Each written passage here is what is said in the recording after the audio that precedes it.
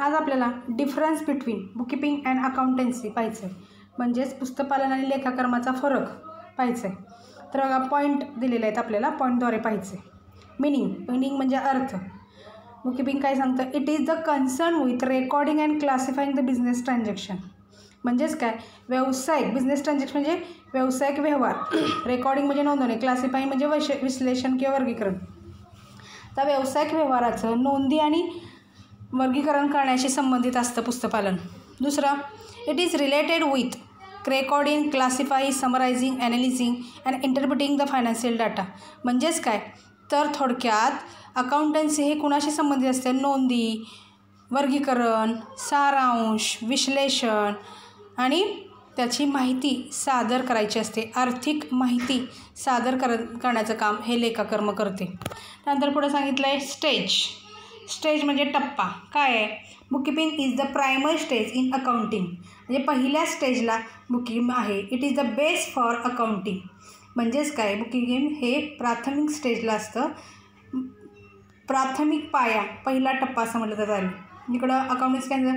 Apart from the primary stage it include secondary stage of analysis and interpretation. म्हणजेच काय? Primary स्टेजच्या नंतर secondary स्टेजमध्ये विश्लेषण आणि त्याचं सादरीकरण, इंटरप्रिटेशन करण्याचं काम अकाउंटन्सी करते. तिसरं आहे ऑब्जेक्टिव्ह. तर ऑब्जेक्टिव्ह काय आहे? हेतू. The objective of bookkeeping is to keep the record of all financial transaction in proper and systematic manner. म्हणजेच काय? बुककीपिंगचा हेतू काय आहे? तर सर्व व्यावसायिक व्यवहाराची माहिती नोंदवून ठेवणे, एक व्यवस्थित पद्धतशीररित्या जी काय शास्त्रशुद्ध पद्धत आहे त्या पद्धतीनुसार पुस्तकपालन हे व्यावसायिक नोंदी ठेवण्याचं काम करते. आर्थिक व्यावसायिक व्यवहाराच्या नोंदी ठेवण्याचं काम एक पद्धतशीरपणे करत असते. हे पहिला हेतू आहे. दुसरा आहे objective of accounting is to prepare to financial statement and further communicate the information to the relevant authorities. म्हणजेच काय? लेखाकर्माचा उद्देश काय आहे? तर पहिल्यांदा आर्थिक पत्रके तयार करणे आणि further communicate the information to the relevant authorities. म्हणजेच जे काय अधिकारी असतील त्यांना व्यवस्थितरित्या माहिती सादर करण्याचं काम किंवा उघड करण्याचं काम हे अकाउंटन्सी करते. पुढे आहे रिस्पॉन्सिबिलिटी म्हणजे जबाबदारी. कोण जबाबदार असतं? Junior staff is responsible for bookkeeping record. म्हणजेच जे काय रेकॉर्ड केलेलं आहे त्याला ज्युनियर स्टाफ जबाबदार असतो. इकडं senior staff is responsible for keeping account. म्हणजेच काय? सिनियर स्टाफ जो आहे तो अकाउंटन्सी मेंटेन करण्यासाठी जबाबदार असतो. पुढं आउटकम काय फाइंड आउट केलं जातं? Bookkeeping basically result in journal and ledger. Bookkeeping काय फाइंड आउट करतं? जर्नल आणि लेजर. आणि इकडं accountancy the result of accountancy is profit and loss account and balance sheet. म्हणजेच थोडक्यात प्रॉफिट अँड लॉस अकाउंट आणि बॅलन्स शीट फाइंड आउट करण्याचं काम हे करत असतं. पुढं period. Bookkeeping gives day to day details. म्हणजेच काय? बुककीपिंग हे डे टू डे दिवसाला डिटेल्स सगळ्या देण्याचं काम करते. प्रत्येक दिवशीची माहिती देण्याचं काम करतं. Accountancy give detail of entire year.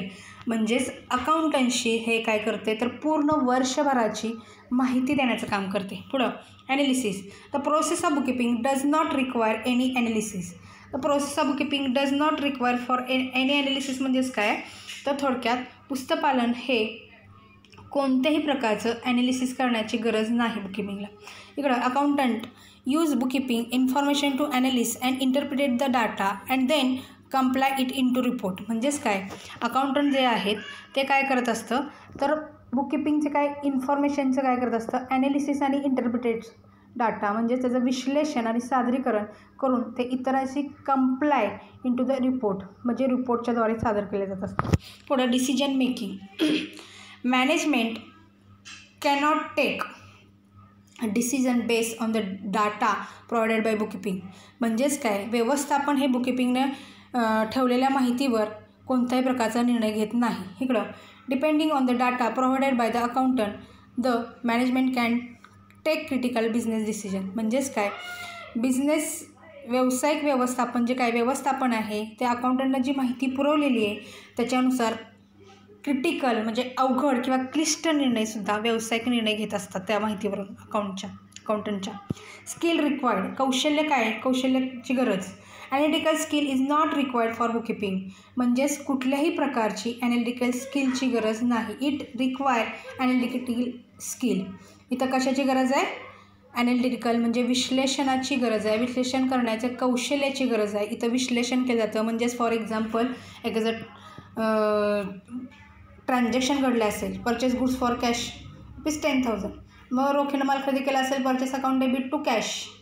2 account find out केले, परचेस अकाउंट ओपन केला जातो, कॅश अकाउंट केला जातो, लेजर पोस्टिंग केले जातात, बॅलन्सेस काढले जातात. हे ॲनालिटिकल केलं जातं आणि त्याचे बॅलन्सेस फाइंड आउट करण्याचं काम म्हणजेच इथं अकाउंटंट करतो.